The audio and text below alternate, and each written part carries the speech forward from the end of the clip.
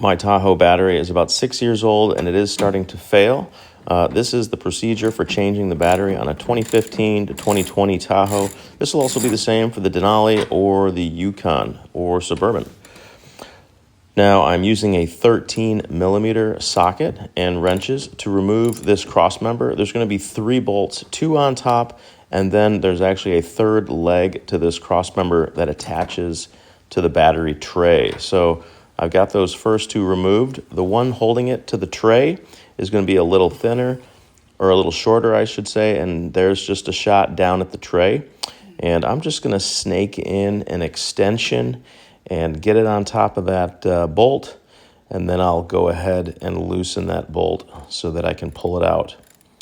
With those 3 bolts removed, once I've got that third one out, now I will be able to just kind of wiggle that cross member and kind of fish it out. It's that third leg that you just got to get behind some wire harnesses, and there I am just kind of sliding it out.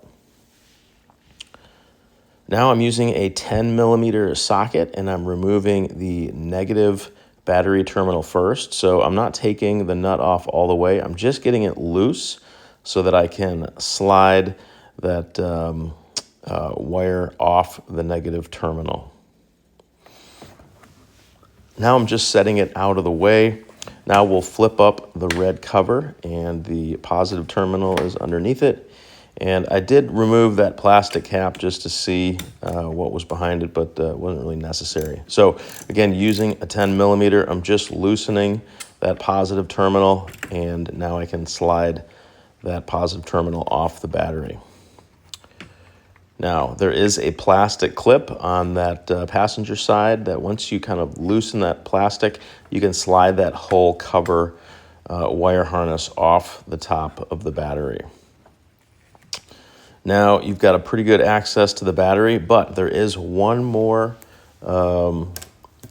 bracket or battery tie down that's holding that battery in.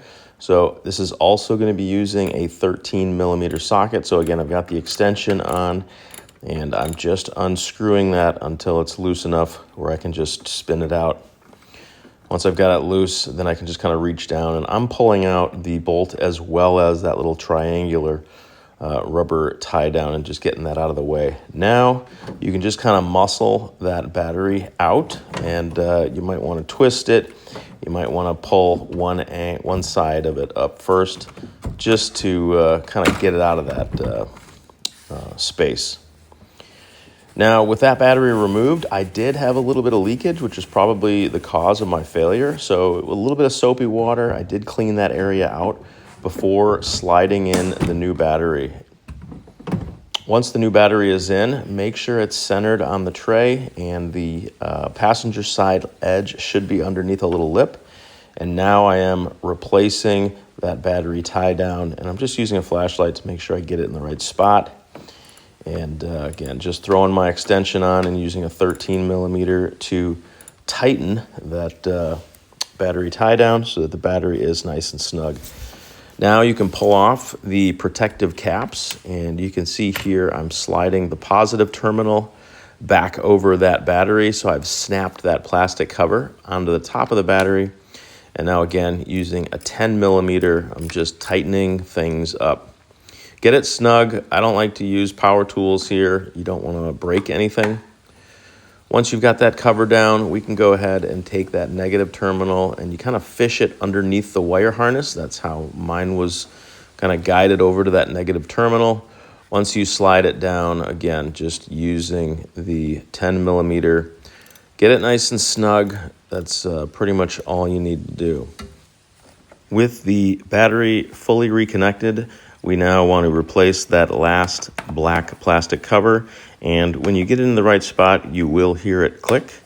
So once that red and that black cover are secured, you're now in a position to replace that cross member, and you're kind of reversing the process. I'm taking that third bar, I'm kind of weaseling it behind that wire harness until it goes down to the battery tray and the 2 holes line up.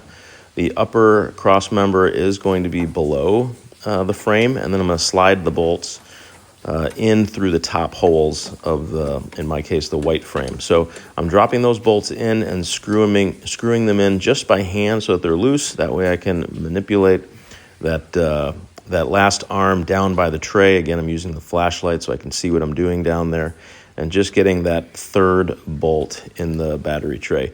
Note the battery tray bolt will be the shortest of the three. Once you've got them all lined up, now I'm cranking down, again using the 13 millimeter and the extension, and I'll just speed things up here. I'm just getting that bolt tight to the battery tray, and once I've got that nice and snug, then I'll just I'll pull the extension off because I don't need it, and the two top bolts again are also 13 millimeters. So now I'm just going to snug those down. Once you have that last one tight, your job is complete. I will just kind of pan the camera over so one last time you can kind of see exactly where that third arm is bolted to the battery tray. At this point, you can give the engine a start, and if you did everything right, your car will be back up and running. Thanks for watching. Check out the description for more information and hit that subscribe button if you'd like to see more videos.